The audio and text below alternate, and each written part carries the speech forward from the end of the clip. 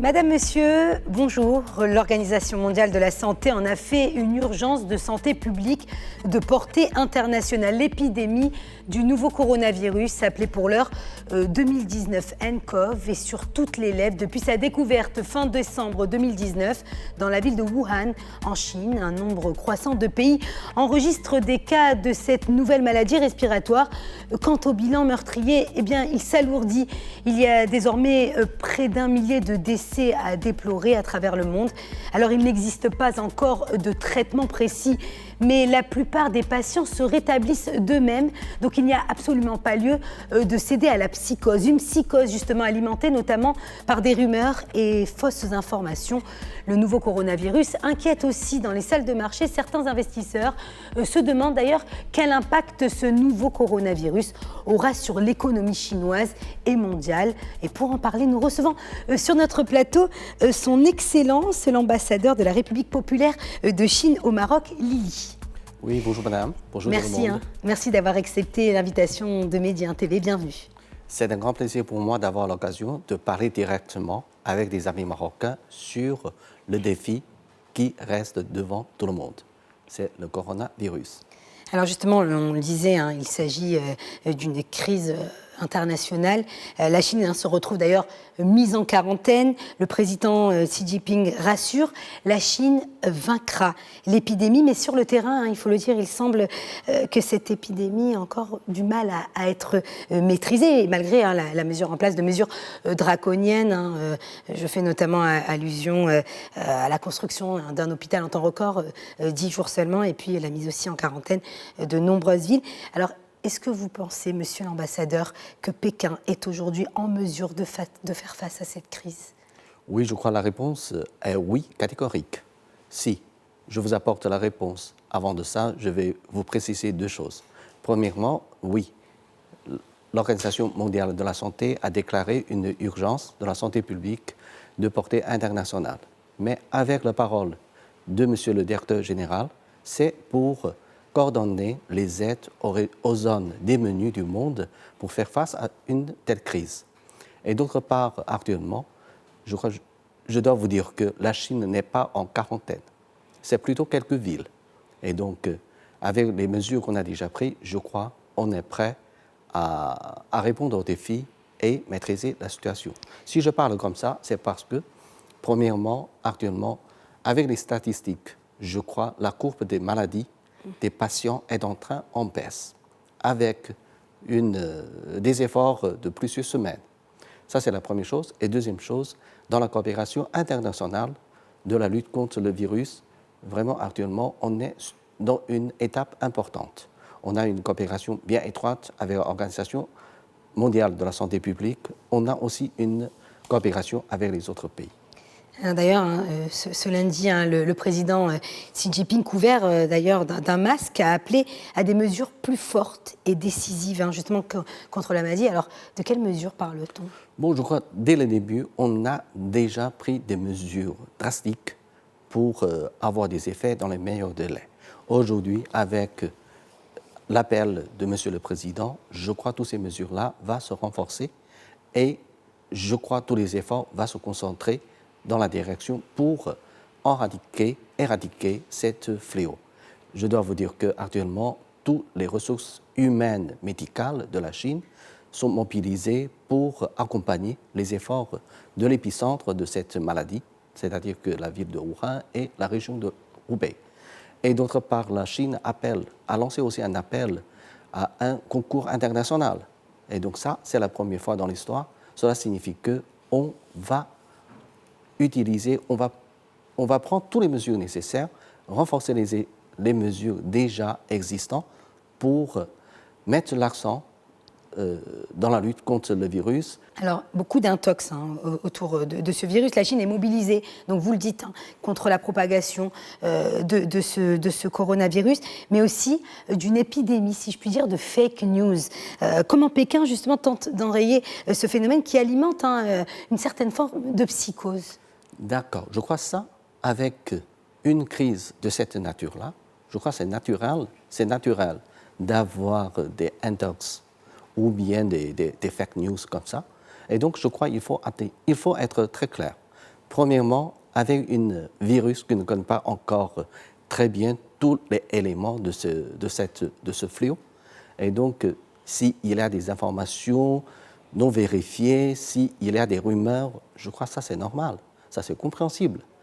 Et donc pour ça, je crois actuellement avec des amis chinois, on a pris des mesures, on a fait des efforts dans la communication des informations d'une manière transparente, ouverte et responsable. Voilà, donc justement, avec toutes ces informations-là, je crois que ça va apaiser, ça va faire stopper toutes ces rumeurs-là.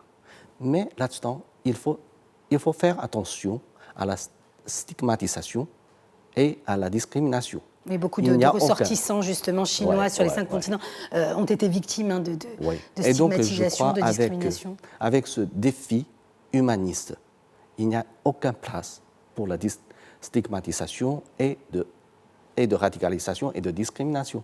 Il n'y a aucune place. Et donc, le gouvernement chinois s'oppose catégoriquement à toutes ces stigmatisations.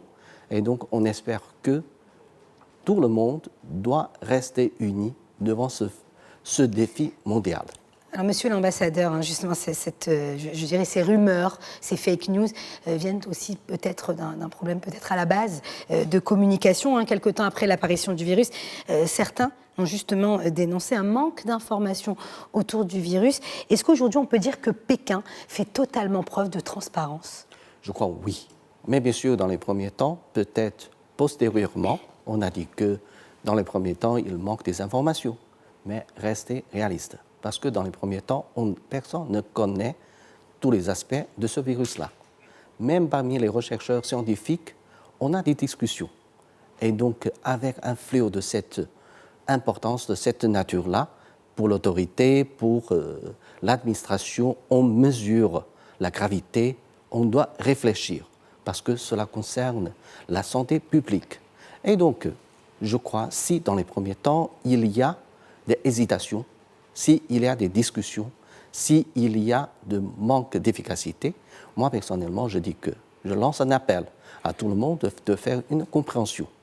Mais une fois que cette gravité est mesurée, je crois qu'on a pris des mesures très fortes qui dépassent même des normes internationales et qui dépassent même les propositions de l'OMS. Alors que justement plusieurs compagnies aériennes dans le monde ont cessé de desservir le territoire chinois, des conséquences commencent à se faire sentir sur l'économie du pays, avec notamment la fermeture d'entreprises et d'usines. L'épidémie pourrait donc contaminer l'économie du pays, plomber déjà, il faut le dire, par un taux de croissance historiquement bas, 6% l'an dernier. Alors comment vous évaluez la situation? Bon, je crois, premièrement, je dois dire qu'avec la proposition de l'OMS, on ne devait pas suspendre les vols. Mais si des pays ont pris cette mesure-là, comme l'ambassadeur, et donc on comprend très bien. Vous comprenez en fait. On comprend très bien. Et donc vraiment, avec les informations que j'ai reçues, bien sûr, depuis quelques semaines, vraiment cette épidémie a apporté des impacts sur l'économie, mais plutôt dans quelques secteurs bien ciblés. Par exemple, pour la gastronomie, pour les restaurants, pour les hôtels, pour le tourisme, pour quelques industries, parce que actuellement les Chinois sont bloqués dans la maison en attente de reprendre le travail, et donc ça, il y aura des impacts. Mais je crois, je ne sais pas si c'est une chance ou ce n'est pas une chance, parce que généralement, en Chine, le mois de février, c'est toujours une période creusée pour l'économie, parce que ça coïncide avec la fête de Nouvel An chinois. Avec cette fête-là, on a une semaine de congé payé. Et si on fait la comparaison entre les 12 mois de l'année, le mois de février reste toujours le mois le plus bas. Et donc cette épidémie coïncide avec cette période-là, et donc je dis que ça va aggraver la situation, ça va aggraver la situation existante, mais cela n'est pas une catastrophe totale pour l'économie du pays. Pour toute l'année. Et surtout, je crois, la demande reste là. Et une fois terminée cette crise-là, j'espère que cela va arriver dans un meilleur délai. je crois que la reprise sera forte. En quelques mots, parce qu'il nous reste très peu de temps, est-ce que Je vous en ces prie. les échanges commerciaux entre la Chine et d'autres pays, notamment le Maroc, ont-ils été affectés? Je crois que jusqu'à maintenant, je n'ai reçu aucun rapport à propos de cela. Moi, je crois, au moyen terme, oui, parce qu'avec ce ralentissement des échanges personnels, je crois peut-être ça va avoir des impacts. Mais je suis toujours sur une coopération importante entre les deux pays. Et donc, je crois, dans l'avenir, à long terme, je crois qu'il n'y a aucune place pour le pessimisme. Entre les deux pays, on a beaucoup de marge-manœuvre. On a beaucoup de domaines à se développer. Par exemple, dans l'histoire, on a la coopération dans les infrastructures. Mais dans l'avenir, on peut avoir une coopération beaucoup plus avancée dans le secteur automobile, dans le secteur de la haute technologie et pourquoi pas dans la formation professionnelle. Et puis enfin, je vous poserai aussi cette question de voir un petit peu aussi quel impact justement cette crise a sur vos concitoyens. Ici même au Maroc, on sait que le Maroc n'a pas enregistré de cas et que le pays a aussi déployé tout un arsenal de mesures pour faire face justement à cette épidémie. Alors, est-ce qu'il y a un impact sur vos concitoyens au Maroc? Comment ils vivent justement la situation, monsieur l'ambassadeur? D'accord, jusqu'à maintenant, la situation n'est pas comme ce qu'on imagine et ce qu'on parle. Parce que je crois que le Maroc est très sympa avec la communauté chinoise et on a pris des mesures. On est vraiment amical avec cette communauté.